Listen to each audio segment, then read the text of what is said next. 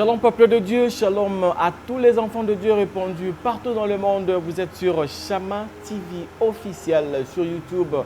Bienvenue dans ce nouveau numéro de votre émission à Bible ouverte, émission de thématique, émission de réflexion sur des questions bibliques.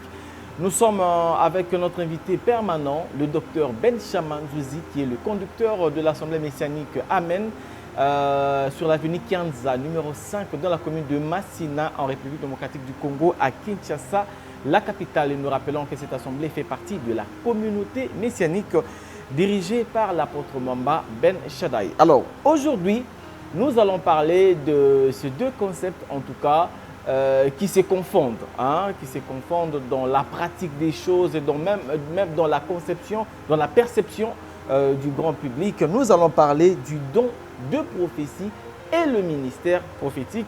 Nous allons discuter de ce sujet avec notre invité, je l'ai déjà annoncé, le docteur Benchaman Nzuzi. Docteur, shalom à vous. Shalom frère Cédric, comment vous allez?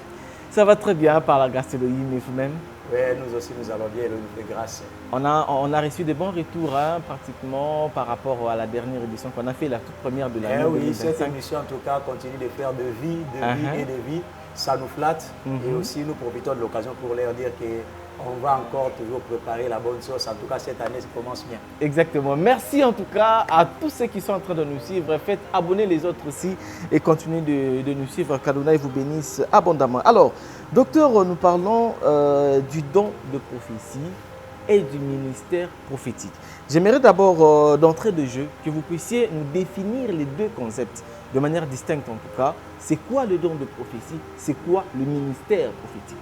D'abord, nous allons demander au réalisateur, notre frère Mardoché Mouzadi, de pouvoir nous accorder du temps pour qu'on puisse avoir tous les temps nécessaires. Mardoché l'a devant dépassé. De pouvoir expliquer et pour que tout le monde au moins puisse avoir la précision.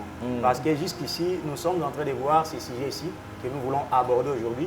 C'est un sujet même dont beaucoup de ministres de la parole ne parviennent pas réellement à bien les définir. Exactement. C'est pourquoi vous êtes en train de voir, ça sème trop de confusion dans la tête des gens.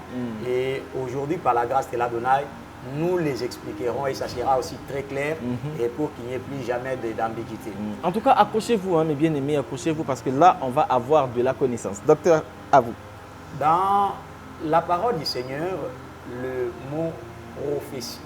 Le mot prophétie c'est défini comme une prédiction ou encore un message inspiré par une force divine ou surnaturelle.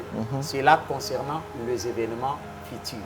Ça, c'est la définition de la prophétie. Donc, quand on parle de la prophétie, on comprend que c'est un message inspiré par une force qui peut être divine ou encore surnaturelle.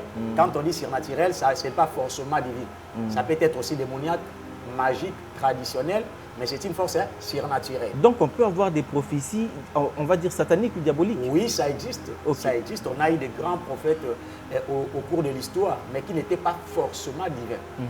Je peux donner les exemples de Nostradamus, qui ont prophétisé sur la séparation de Madagascar, qui se séparera un peu du continent africain. Et cela s'est réalisé. Il y a eu déjà comme des Indris, de Merlin, qui ont prophétisé, qui ont prédit des choses qui s'accomplissent jusqu'à ces temps ici. Mais nous allons voir que ce n'étaient pas des prophètes divins, c'était des astrologues, mais qui en réalité ont prédit des choses qui se sont accomplies. Pour dire que pour parler de la prophétie, il ne s'agit pas seulement d'une inspiration divine. Ça peut être une autre force, mais la prophétie se centre juste sur des événements futurs. Donc pour savoir que c'est une prophétie, la personne doit prédire, dire à l'avance ce qui doit arriver. Et quand on voit l'accomplissement, c'est alors qu'on peut comprendre que c'est une prophétie. Alors, celui qui prophétise maintenant, on l'appelle d'abord en hébreu Navi ou encore Nevi. Et le Nevi, selon l'hébreu, c'est celui qui prédit, qui dit des choses qui doivent arriver au fil du temps. Et en grec, on appelle prophétesse. Prophétesse signifie, c'est lui aussi qui annonce à l'avance ce qui doit arriver. À ne pas confondre prophétesse en français. Non, là c'est en grec, prophétesse. Donc prophétesse en français, on dit prophète femme en d'autres. Mais là c'est en grec. Donc quand on dit les prophétesses là-bas, qu'ils soient hommes ou femmes, ça signifie prophète en français. C'est-à-dire c'est celui qui annonce à l'avance ce qui doit arriver. Mais maintenant quand nous parlons dans le français, dans le cadre français, tout celui qui prophétise, que ce soit du don ou du ministère, on l'appelle toujours prophète. Mais maintenant, la différence viendra par rapport maintenant au champ d'action. Nous allons en parler. Définissez-nous le ministère prophétique. Le ministère prophétique, au fait, nous allons aller par la petite historicité. Dans l'ancien temps, on a eu des prophètes. Là, je parlerai d'Élohim qui dit à Marie, la grande sœur de Moïse, quand elle a commencé à douter sur l'appel de Moïse, disant que moi aussi je prophétise. Elohim parle aussi par moi. Alors, voilà pourquoi il faudrait toujours que ça soit obligatoire par toi, Moïse, pour qu'on puisse écouter Elohim. Quand Elohim a vu cette discussion, il dit, ok, Aaron, Marie, Moïse, venez devant la table d'assignation et moi-même je vais trancher. Là, je suis dans Nombre chapitre 12, verset 6. Et Elohim commence à reprocher Marie, lui dira, quand il s'élèvera parmi vous un prophète, je lui parlerai par des visions nocturnes, je lui parlerai par des songes ou par d'autres révélations. Mais il n'en est pas ainsi de mon serviteur Moïse, c'est lui par qui je parle face à face, comme un homme parle à son ami. On se souvient de cette histoire parce que les enfants d'Israël ne voulaient plus écouter seulement Moïse en disant pourquoi tout doit passer seulement par toi. Alors, voyez ici que Elohim lui-même, partant de ce verset, il est en train de démontrer, même le prophète qu'on a eu dans l'ancienne alliance, ils étaient des prophètes de comment? Il y avait d'autres qui étaient prophètes, mais Elohim ne lui parlait que par les songes. D'autres ont été des prophètes, Elohim lui parle par des visions. Et il n'y a que Moïse, c'est lui par qui Elohim parlait, comme un homme parle à son ami. Face à face. Tous les autres qui sont restés, c'était des prophètes des visions, c'était des prophètes des songes. Voilà pourquoi dans l'ancienne alliance, des fois, on appelait les prophètes aussi voyants. Là, je suis dans 1 Samuel 9, 9. On les appelait des voyants. Pourquoi? Parce que sa prophétie ne se limitait pas seulement à la prédiction, mais était aussi liée à la voyance. Voyez-vous? Et toute l'ancienne alliance, le ministère prophétique était basé sur la prédiction, c'est-à-dire dire à l'avance ce qui doit arriver. Mais nous sommes en train de voir maintenant, quand on arrive au temps de la grâce, l'homme qui a été le précurseur de la grâce, c'est-à-dire Jean-Baptiste, il était prophète. Mais quand nous allons dans Matthieu chapitre 3, c'est là où nous voyons maintenant comment maintenant va se métamorphoser l'exercice du ministère prophétique. C'est lui qui était le prophète du don de l'ancienne alliance, qu'on a appelé ministre prophète, mais dans la nouvelle alliance, il est réduit. Il est appelé un frère qui a un don de prophétie. Mais le ministère prophétique maintenant change son champ d'action. Comment? Nous voyons Jean-Baptiste, on l'appelle prophète, mais vous pouvez lire la parole jusqu'à la fin de sa vie. On n'a vu aucune prédiction de Jean-Baptiste. Mais au contraire, il a fait des choses. La première des choses, il prêche la repentance à Israël. Et la deuxième des choses, il présente Hamashi. Il annonce même. Donc, partant de Jean-Baptiste, il vient ici nous dire que le ministère prophétique dont vous avez connu dans l'ancienne alliance, étant lié à la prédiction, change dans la nouvelle alliance. Dans la nouvelle alliance, le ministre prophète, c'est d'abord un prédicateur qui prêche la repentance. Et la deuxième des choses, il présente l'agneau. Or, l'agneau aujourd'hui n'est plus l'agneau à 4 pattes, mais l'agneau aujourd'hui, c'est toute la parole. Exactement. Pour dire que quand un ministre prophète dans la nouvelle alliance présente l'agneau, d'ailleurs vous êtes un événementiel, vous êtes le mieux placé à savoir les choses que je suis en train de dire. Avant d'animer une soirée, une fête quelque part, vous avez toujours besoin d'avoir tous les coordonnées de la personne que vous allez présenter. Pour dire qu'un ministre prophète du temps de la grâce, c'est celui qui a reçu la grâce de par Elohim de connaître les détails sur l'agneau qui est la parole, afin de pouvoir le présenter au peuple. Ok. On a parlé du ministère, on a parlé des dons. C'est ce qu'il y a à retenir dans ces deux sujets, en tout cas pour ceux qui n'ont pas suivi, revoyez nos anciennes publications, vous verrez ces éditions que nous avons pu produire avec le docteur Benchama. Pour le ministère, on a dit que c'était pour le perfectionnement des saints.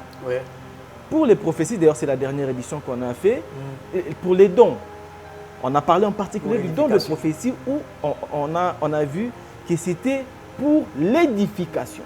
Alors, dans l'exercice du don de ministère, du don de prophétie et du ministère prophétique, où se situe exactement la démarcation? C'est quoi la différence? La différence, c'est que le ministère est donné pour le perfectionnement des saints en vue de l'œuvre du ministère pour que le saint atteigne la stature parfaite de Hamashi. Mais tandis qu'un don est donné pour l'édification, pour l'exhortation et aussi pour l'instruction d'une assemblée locale. Ok.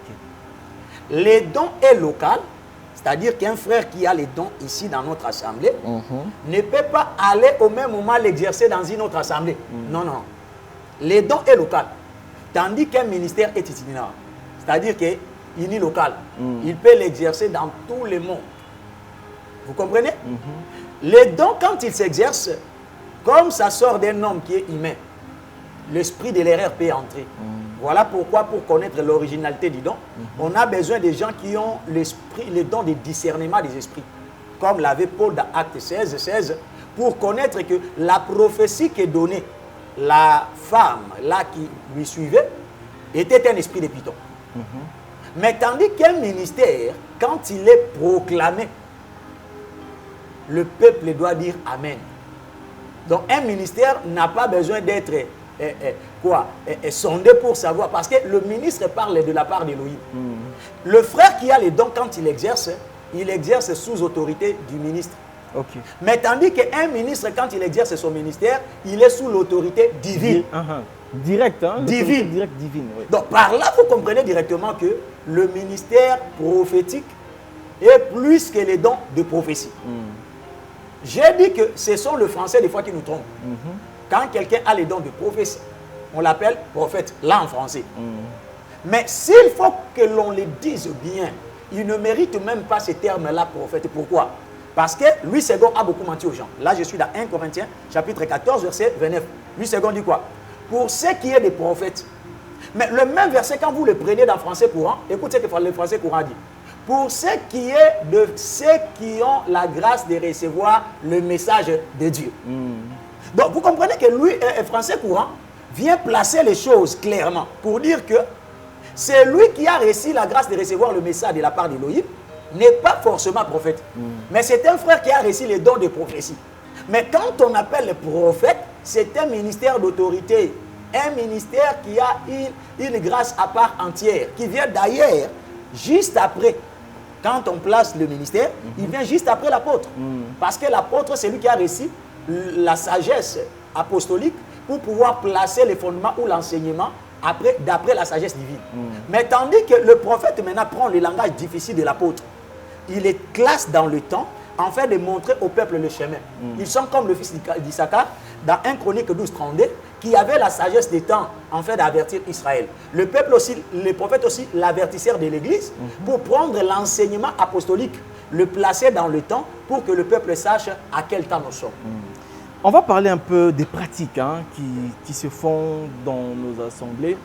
On va voir, en parlant des frères qui ont des dons de prophétie, il y a certaines pratiques dans nos assemblées. Vous voyez, le pasteur est là, il place ses frères dans un certain cadre et les fidèles viennent pour leur dire des choses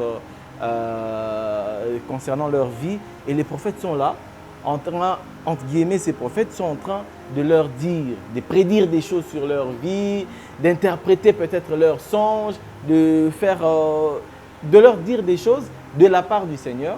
Et ils vont, on en a même parlé dans la dernière édition, qui vont transmettre tous ces messages aux pasteurs. Et ils sont là, on les appelle Basakoli. Ils sont là. Il y a aussi, on va voir le ministre prophète dans une assemblée. Mais lorsqu'il se tient devant l'assemblée des saints, tout ce qu'il va faire du début à la fin de son intervention, c'est dire des choses sur les fidèles. Alors, comment s'exerce exactement? Parce qu'on a dit ça, il faut vraiment le souligner et que tout le monde doit retenir. Le ministère est itinérant, tandis que le don est local. Mais comment ça s'exerce exactement? Ça doit s'exercer exactement dans la vie des enfants de Dieu. D'abord, je donnerai un exemple. Comme je l'ai toujours dit aussi, un ministre qui n'est pas amplement enseigné sur la loi ne comprendra pas aussi bien la grâce. Celui qui n'a pas bien compris l'ombre ne va pas aussi bien prêcher la réalité. Remarquez, la loi, elle était tellement ordonnée. La loi était tellement ordonnée, mais comme ça ne pouvait pas amener à la perfection, voilà pourquoi il a fallu un changement de sacerdoce. Mais quand quelqu'un ne sait pas danser avec le rythme de la loi, il va aussi dévier le peuple dans la grâce. Elohim me dit, il faut que le sacrificateur, celui qui offre l'aliment saint, portent des caleçons avant de monter sur l'autel. Pourquoi il dit? Parce qu'il savait que l'autel avait ses 3 degrés. Quand un ministre monte sur l'autel, n'ayant pas de caleçons qui attiennent jusqu'au niveau des genoux. Ça, il faut préciser. Alors, comme maintenant le tabernacle était dans un désert, et au désert, il fait beaucoup de vent, sa soutane peut se soulever et le peuple peut voir sa nudité. Au lieu que ça soit la bénédiction, ça serait la malédiction. Exactement. Or, les caleçons à ces temps ici représentent la connaissance. Pour dire quoi? Dans l'œuvre du ministère, un homme de Dieu doit maîtriser toutes les 3 étapes de l'autel, les 3 degrés de l'autel. L'autel étant le ministère, un homme d'Élohim doit savoir nager dans les langages évangéliques, dans les langages doctrinaux et les langages prophétiques. Si ces 3 langages lui perdent, en tout cas, il aura des carences, des insuffisances, et au lieu que cela soit une bénédiction pour le peuple, ça sera une malédiction. Il viendra pour donner la vie alors qu'il va tuer. Voilà les retombées maintenant. Ce sont ces exemples que venez donner maintenant. Le ministre, c'est lui qui contrôle les frères qui ont des dons. Comment peut-il se faire à la lumière de la doctrine que de fidèles soient consultés par des pseudo-prophètes, entre guillemets, et le ministre de la parole reste là? Mais ça n'a pas de sens. Pourquoi? Parce que l'Écriture elle-même dit dans 1 Thessaloniciens 5, 20 à 21, il dit que ne méprisez pas les prophéties, mais examinez toutes choses et rejetez ce qui est mal, retenez ce qui est bon. Donc, nous sommes plus que les prophètes du temps de Paul, qui reconnaissaient que même dans les prophéties, il y a aussi des à côté. Donc voilà pourquoi cela devait passer par l'étamis de l'examination, afin que l'on retienne ce qui est bon et rejeter ce qui est mal. Alors, quand le ministre prend, entre guillemets, le collège des prophètes, il fait passer le fidèle par la consultation. Je profite aussi de cette occasion, parce que vu la conjoncture de ce qui se passe dans notre pays, c'est-à-dire nous connaissons tous la situation de la guerre à l'Est, que nous allons signaler à nos bien-aimés qui nous suivront aussi à partir de l'Est de notre pays, nous n'avons pas autre chose à vous apporter plus que la parole du Seigneur qui a dit « Je vous laisse ma paix, je vous donne ma paix ». Et nous croyons et nous le savons aussi que le prince de la paix, lui qui s'appelle Shalom, finira par triompher pour la paix à l'Est de notre pays, parce que là-bas aussi, il y a des saints qui l'invoquent jour et nuit. Amen. Alors, qu'est-ce que vous allez remarquer? Vous allez voir que aujourd'hui dans notre pays, chaque pasteur, chaque prophète, pour donner sa prophétie, c'est toujours devant les caméras. Il annonce pour que s'il advient que cela s'accomplit, pour que le Quinois, tous qui suivent, jugent que s'il est vrai ou faux prophète. Mais c'est que les gens oublient que même un vrai prophète peut se tromper. Là, je donne l'exemple du prophète Samuel, dans 1 Samuel chapitre 16. Il part dans la maison d'Isaïe. Isaïe lui présente tous ses fils.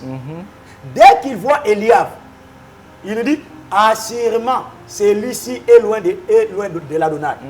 Donc, ni était l'intervention d'Elohim lui-même pour lui dire, attention, ne prends pas garde à son apparence, parce que moi, je ne tiens pas compte de l'apparence comme l'homme le juge. Exactement. C'est-à-dire, le prophète Samuel aurait oint Eliab à la place de David qui était dans la forêt. Un prophète qui s'est trompé. Je donne le second exemple. La femme de distinction qui perd son fils, elle va chez le prophète Élisée au mont Carmel. Dès qu'Élisée lui voit de loin, il lui dit, va voir vite cette femme, il dit à son serviteur Géasi, la lyre à laquelle elle est en train de s'approcher vers moi prouve qu'elle a un problème, mais qu'Élohim m'a caché. Si au prophète Élisée, Élohim lui a caché une vérité, et tous ces prophètes que nous voyons là. Pour dire que Elohim ne parle pas à tout moment. Il ne révèle pas tout à ses serviteurs. D'ailleurs, il n'est pas notre garçon de course. Où le prophète peut être là, le peuple vient. Oh papa, Nzamba l'obité pour Nanga. Elohim n'a rien dit pour moi. Mais est-ce que Elohim est obligé de parler parce que l'homme a besoin qu'il parle, ou il parle quand il veut et à qui il veut? C'est ça la question. Mais l'Écriture ne reconnaît pas à un frère qui a les dons de prophétie d'exercer ses dons comme si c'était un ministère d'autorité. Parce que même quand ce frère-là exerce les dons, ça doit être toujours sous la supervision d'un ministre qui jugera ce qui est bon et rejettera ce qui est mal. Donc, tous ces ministres qui le font aujourd'hui, c'est peut-être parce qu'ils ont une carence de la connaissance. Jamais une prophétie, quand elle sort, les gens peuvent dire oui et amen. Mais quand la parole est annoncée, le peuple est obligé de dire oui et amen. C'est ça l'écriture. Donc c'est pour dire que à tous qui nous suivront, donc Elohim fera grâce de pouvoir nous écouter, qu'ils sachent que même celui qui fait sortir une prophétie, ça peut avoir des à côté. Ce n'est pas, elle est ainsi dit l'Adonai. Voilà pourquoi par crainte et le souci aussi d'entendre, il y a aujourd'hui beaucoup de ministres qui commencent à dire Elohim a parlé, Dieu m'a dit. Et attendre l'accomplissement, ça n'arrive pas. C'est parce que le peuple, pour qu'il voie leur fantasme s'accomplir, ils sont dans le désir de pouvoir entendre est-ce que l'Éternel m'a parlé. Et le ministre leur offre que demande le peuple. C'est ça. Donc c'est cela. Et c'est ça aussi la dérive et la mort de notre temps. Docteur, c'est quoi le travail ou la mission exacte du ministre prophète? Ok, d'accord. Gloire à Elohim. Je venais de le dire en introduisant qu'un ministre de la parole, prophète, c'est un ministère à part entière, comme tout le ministère. Il est comme l'évangéliste, il est comme le docteur, il est comme l'apôtre, il est comme les pasteurs.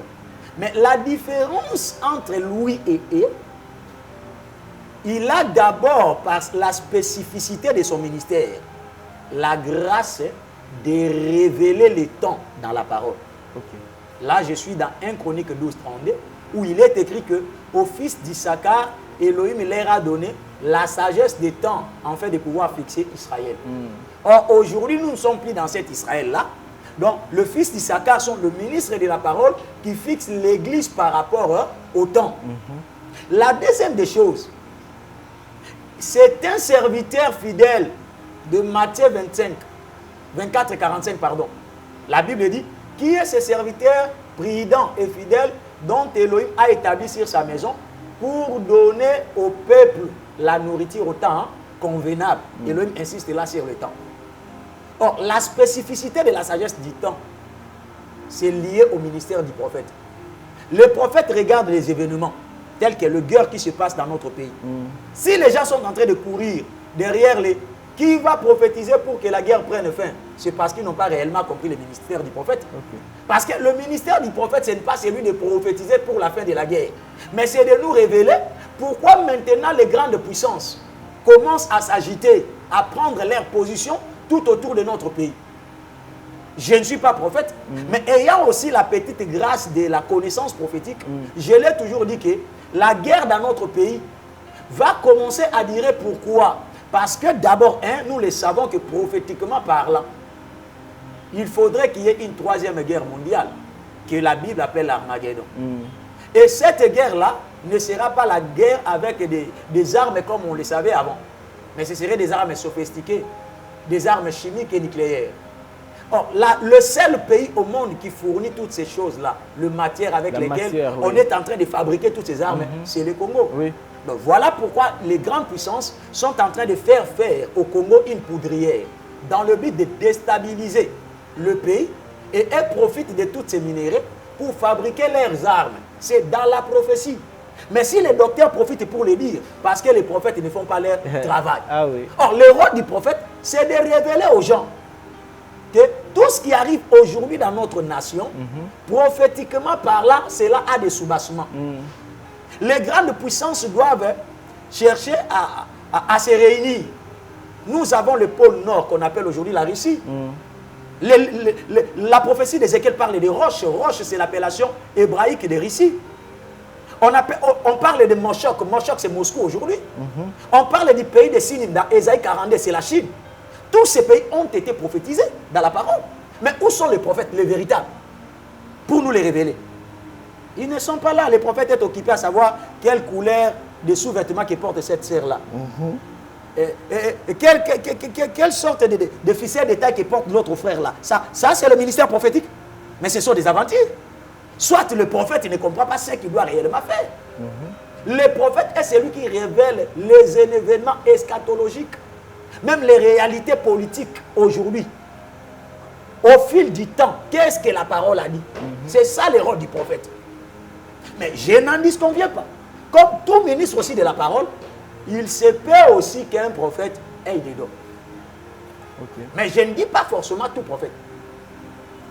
Moi j'ai des dons, je les exerce. Mais est-ce que je suis prophète? Non, cela ne fait pas de moi prophète. Je suis enseignant de la parole.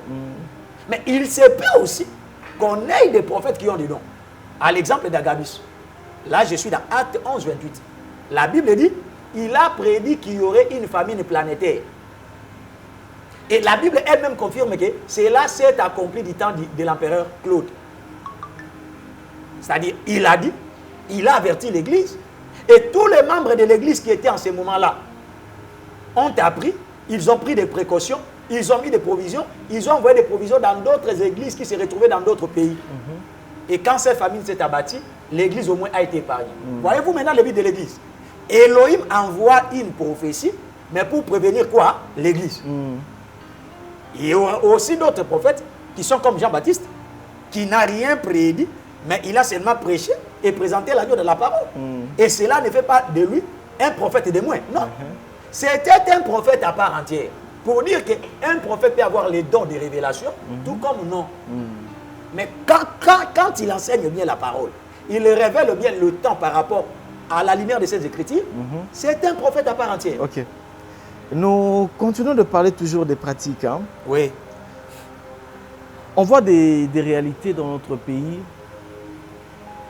Quand vous circulez, vous voyez un groupe de gens qui se réunissent dans un petit coin. Il y a un monsieur au milieu d'eux et tout, qui leur dit des choses sur leur vie.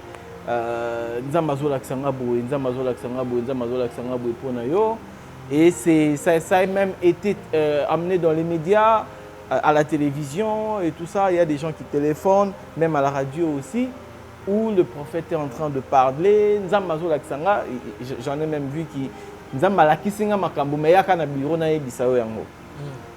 Et d'où le phénomène consultation prophétique.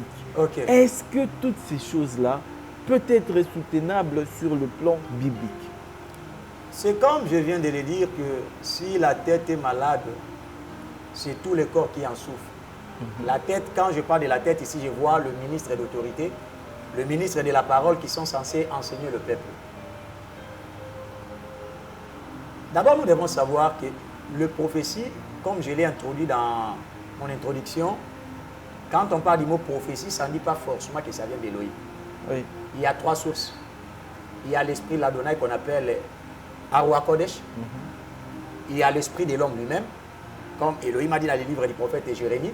Ne suivez pas tous ces prophètes-là qui vous prédisent les pensées de leur cœur. Pour dire que dans la prophétie, il y a aussi l'humain. Il a pensé. Et quand il a pensé, ça peut aussi coïncider. On appelle ça des coïncidences. Il a dit quelque chose et ça s'accomplit. C'est que le pasteur Jules dit Ési. Mais il y a aussi l'ennemi, le diable, comme source d'une prophétie. Mais maintenant, la question que je me pose, dans toutes ces prophéties que nous voyons au travers des médias, des radios, des télévisions, des sur TikTok et que sais-je encore, dans les trois sources dont je viens de parler, quels sont leurs soubassements? Quelles sont leurs origines? Parce que si Elohim a dit que la prophétie doit passer par l'examination, c'est pour aussi utiliser ceux qui ont les dons de discernement des esprits pour savoir quelle est l'origine de chaque message. C'est ça. La femme là qui avait l'esprit de Python, la Bible dit, la Bible elle-même confirme que ce qu'elle a dit pour Paul et Silas c'était vrai. Que ce sont réellement des hommes d'Elohim qui nous montrent la voie de la vérité. Mais qu'est-ce qui a poussé Paul à pouvoir chasser cet esprit? Ce n'était pas que parce que la prophétie était fausse, mais c'était du fait que l'origine de la prophétie n'avait pas pour origine Elohim. Or, même une vérité dans la bouche du diable, c'était mensonge. Voyez-vous? Même même une vérité, dans la bouche du diable. Avant, on avait des gens qui étaient là, des astrologues, d'autres qui étaient en train de consulter les empreintes digitales des gens, et puis ils te prédisent des choses qui vont se passer. Aujourd'hui, ils sont déguisés en prophètes dans les églises. Et ils sont en train de faire perdre beaucoup de la voix du Seigneur. D'autres font des prières mystiques, des incantations kabbalistiques. Et cela leur donne des inspirations à connaître les vies des gens. D'autres donnent même les années et les mois. Dans l'astrologie, ça existe, mais aujourd'hui, ils sont devenus des prophètes.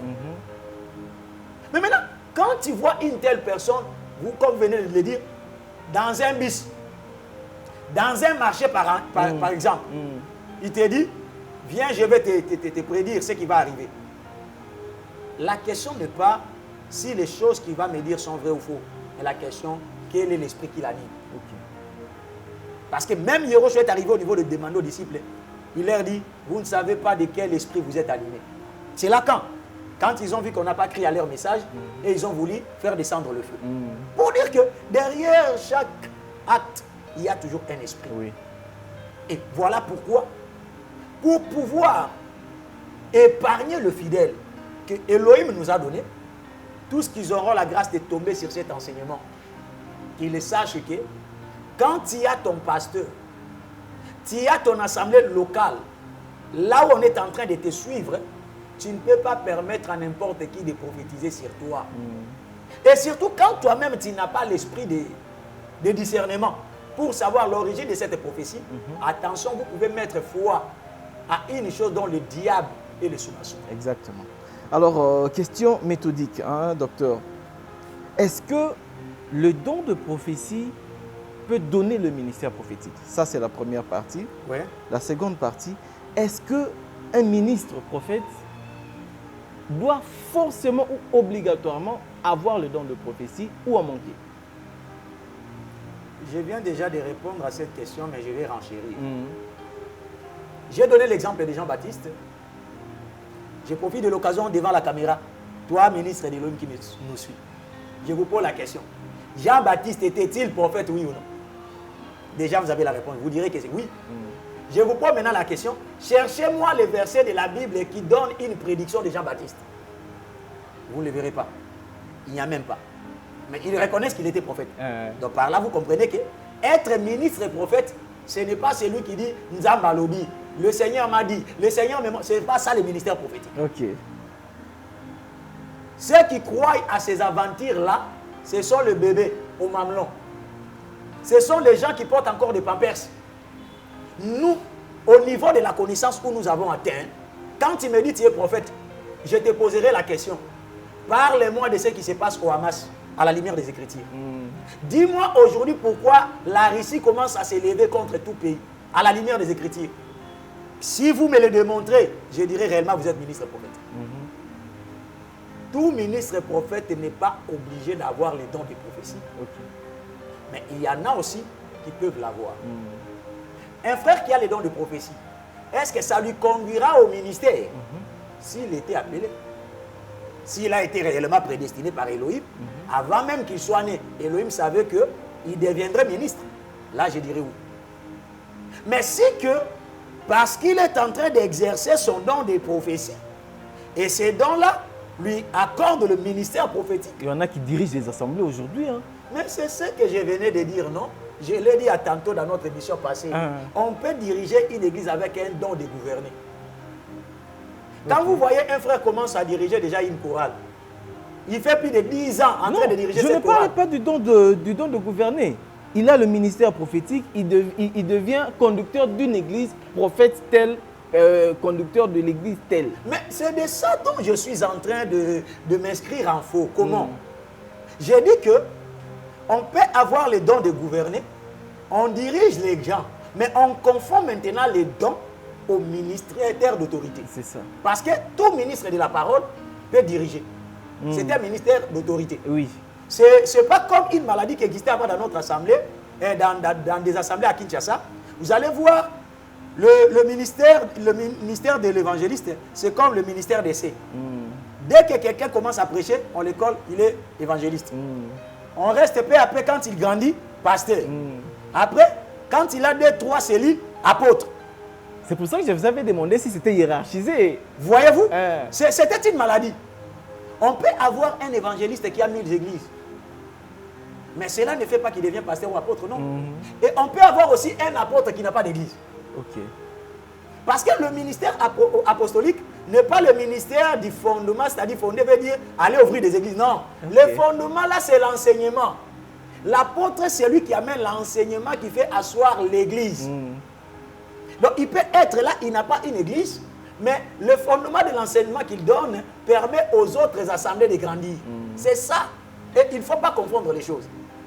Quand un frère commence par les dons de prophétie, pour finir par être ministre prophète, il faut qu'on remarque réellement les attraits du ministère prophétique. Donc cette condition-là, elle est vraiment sine qua non. Oui. Même s'il a fait 25 ans avec son don de prophétie, c'est un frère qui a les dons de prophétie. Mais ce n'est pas ministre prophète. Non, non, c'est une maladie. Ça ne passe pas chez nous.